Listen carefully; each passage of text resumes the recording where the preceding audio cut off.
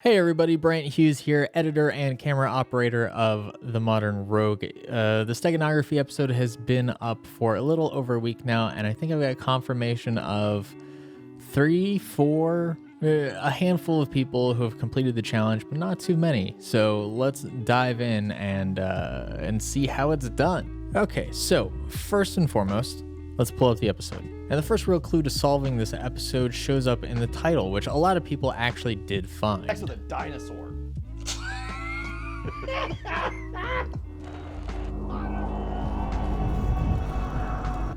Now you'll notice if you pull it up full screen here, some of these characters stand out a little bit. We have AUDIO, spells out audio.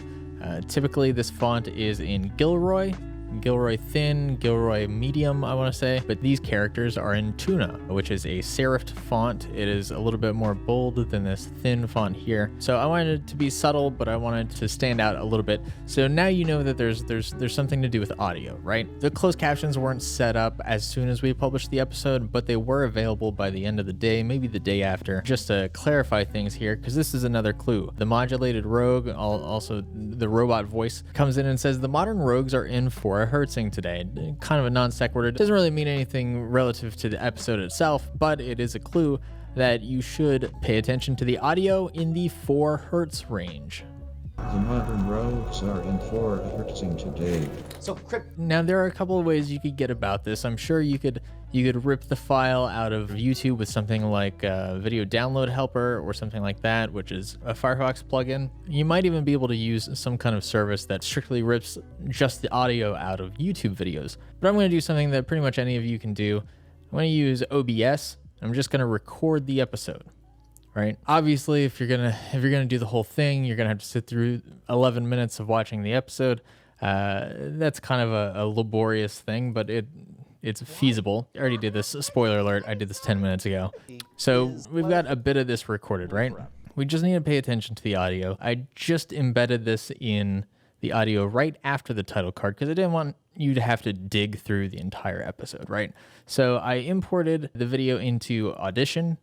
I'm sure any audio editor would work just as well if you can kind of look at the spectrogram. Let's say you don't even have a spectrogram, right? And you kind of wanted to analyze this. Obviously, you're not going to be able to see specifically what happens in the 4 hertz range, but I think there is something interesting that you can pick up. Cryptography is encrypting messages, but when you get a message, you can tell it's encrypted, right? Yeah, you see all the gobbledygook and you know that there's a code there to be broken. Right. So you might notice something kind of peculiar about this, and maybe it doesn't stand out much to you if you don't look at waveforms very often, but you'll notice these big, long waves throughout some of these waveforms. You won't really see it later in the episode, but after the title card, you'll see these big waves. And now what's going on there will be a little bit more apparent when we open up the spectral frequency. And so basically what's happening is if we go down to the 4 hertz, not 4 kilohertz, but the 4 hertz, if we really dig down there, you'll see these blips down here in the 4 hertz range. Now it's kind of low fidelity, probably because of a little bit of compression, but it's absolutely there. And you just see these. Well, that's Morse code. And you can tell that as these low hertz bursts are happening, the lower the frequency, the longer the wavelength of the sound. And so the rest of the sound in this waveform is actually riding on that low frequency. So it's getting warped and distorted during those bursts, which is just like another way to understand that there's something strange happening here. But of course, as we learned in the speech jamming episode, the spectrum of human hearing ranges from 20 hertz to 20 kilohertz, something like that. So I really liked embedding something in here in plain sight that kind of falls under what anybody can reasonably be expected to actually hear. It's just very plainly hidden. So we have this Morse code here. And of course, you have to be able to determine that it's Morse code, but we have dashes and dots. And the easiest way to decipher this is to go to a Morse code translator. Okay, so we're going to have these side by side, right? And we're just going to type it all out. We have dots and dashes. So we're going to do dash dot dot dot space dot dot space dash space dot dash dot dash dot dash space dot dash dot dot space dash dot dash dash space dash dot dot dash dot space, dot, dot, dot, space, dash, space, dot, space, dash, dash, dot, space, dot, dash, space, dash, dot, space, dash, dash, dash, space, dash, dash, dot. So, what does that spell? bit.ly/steganog, which, if you were paying attention, and some people did make note of this, but they didn't really understand the significance there's a little bit of a minor clue in the thumbnail of the episode itself. We have a line break in the middle of steganography, which shows steganog, which is the shortened URL. So we go, of course, bit.ly/steganog. That looks like a website that I could go to. So that brings you to this page, themodernrogue.com/steganography. Not a particularly well hidden page. You know, you could probably guess your way to this. And in fact, most of the people who've solved this challenge, who I spoke to, kind of completely bypassed this Morse code clue. They knew that in the episode, there were the icons on Brian's desktop that said, go to themodernrogue.com, which was in multiple previous computer-based episodes, so it wasn't anything specific to this challenge, but because they went there and they dug pretty deep into the website, they were able to find this page either way. That just happened to be an alternate, unintended route. So we show up here and we've got Neil deGrasse Brian over here, and down below we've got a few different clues. So now it might be worth pulling up Notepad just to get an idea of what's going on. So we have source, we have software, we have code A, code B, code C. Okay, so first, source. Sandler, 2006. The only thing he worked on in 2006 was Click. Not a great movie, but pretty great for clues. Tells you to click on the image, of course. You could probably figure out that you're supposed to click on the image even without that clue, but I thought it was worth doing. That brings you to this image. Retrieve the file from within. This is a photo from the day that I met Brian in 2011, and you just save this image. It's gatekeeper.jpg, and save that to desktop. All right, let's back up to over here. So source, gatekeeper.jpg. All right, we got that. Software, 51215. The semicolon implies a drop frame. So if you're doing like 23.976 frames per second in a thing, it indicates that instead of 24 frames per second flat. This is just a time code to the episode. So let's pull this up. Let's go to 5 minutes, 12 seconds, and 15 frames, approximately. You don't need to get that specific. Just go to 5 minutes, 12 seconds.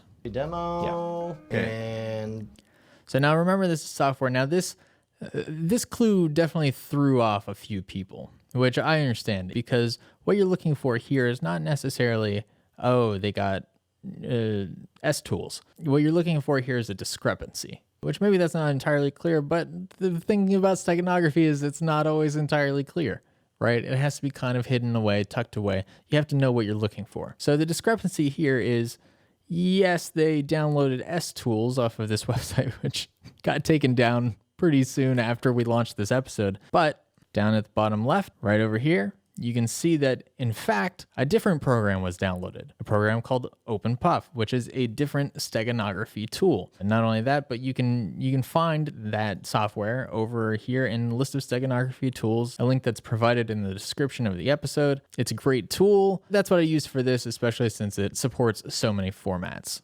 Okay, so we have our software and our source. So let's go ahead and open up OpenPuff. Okay, so this is OpenPuff here. We know that we need to unhide something that's hidden in a file. Okay, so we're going to add carriers. Our carrier in this case happens to be gatekeeper.jpg. So the carrier is the file that you are hosting a hidden file inside of. So we're going to let that add, and we're going to start looking for these 3 codes, which I also hoped would be a clue that you're not supposed to use S tools. S tools does not support multiple passwords, whereas OpenPuff does. All right, so this is loaded up now. Now we have these three corresponding passcodes, right? A goes to A, B goes to B, C goes to C, as you would imagine. Code A, 136. Message recipient. All right, let's pull up that episode again. Let's go to 136 and see what's up. Sent this guy to his vassal and said, when you get there, shave your head so that this guy can see the message. So this anecdote can be looked up. Basically what you're looking for is who Histiaeus sent the slave to. And we even give you a nice source here and a link down here. So we open up this book and you read through the excerpts, and it really doesn't take long. I think it's all pretty clear on this page. It's also on Wikipedia if you just look up Histiaeus. Aristagoras is the person to whom he sent this message to. So that's our first code.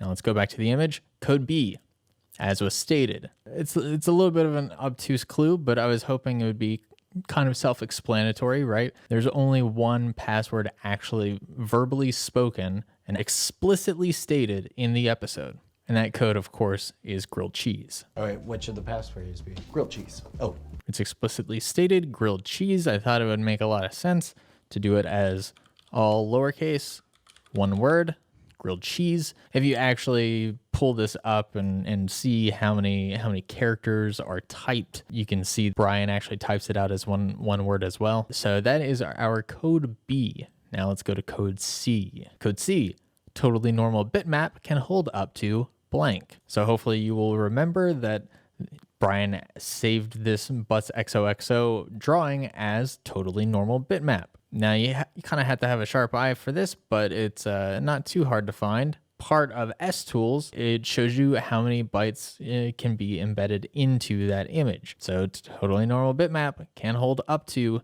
279,920 bytes. So we're going to type that code exactly as it's seen in the episode, 279,000, comma there, 920 space BYTES. So we have everything here that we should need. Let's go back to OpenPuff and type these codes in. Aristagoras, grilled cheese, and 279,920 space bytes.